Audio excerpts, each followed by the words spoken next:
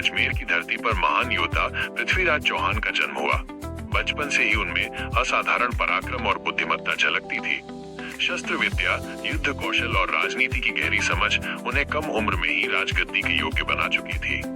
पृथ्वीराज चौहान केवल युद्ध कला में ही निपुण नहीं थे, बल्कि एक न्यायप्रिय और धर्मनिष्ठ शासक भी थे।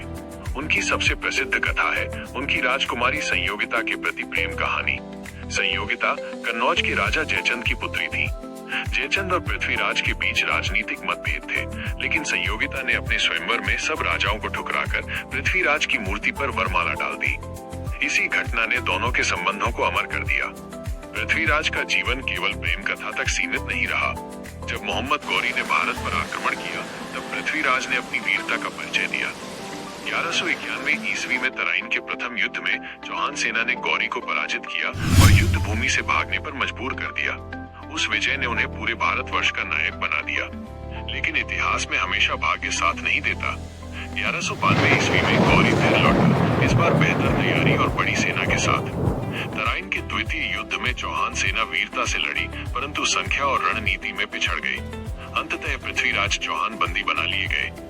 गौरी ने उन्हें अपमानित करना चाहा, परंतु पृथ्वीराज के अदम्य साहस ने उनकी कहानी को अमर कर दिया। उनके दरबार के कवि और मित्र चंद्रबरदाई ने अवसर देखकर एक योजना बनाई। गौरी ने जब चौहान को अपनी कला दिखाने का आदेश दिया, तब चंद्रबरदाई ने पृथ्वीराज को संकेत दिया, 4 बांस 24 गज अंगुल अष्ट प्रमाण का ऊपर सुल्तान है, मत चूको चौहान। अंधे किए जा चुके पृथ्वीराज ने धनुष उठाया, लक्ष्य साधा और तीर सीधा गौरी के हृदय में जाकर धंस गया। गौरी वहीं ढेर हो गया। इसके बाद पृथ्वीराज और चंद्रबरदाई ने वीर गति को प्राप्त होकर अपने जीवन को अमर कर दिया। पृथ्वीराज चौहान की कथा हमें सिखाती है कि सच्चा वीर वही है जो परिस्थितियों से हार नहीं मानता। चाहे समय कितना भी प्रतिकूल हो, साहस, संकल्प और स्वाभिमान के साथ जीना ही जीवन का असली उद्देश्य है। उनकी वीरता, प्रेम और बलिदान आज भी हमें प्रेरित करते हैं कि हम अपने धर्म, संस्कृति और राष्ट्र की रक्षा के लिए सदैव तत्पर रहें।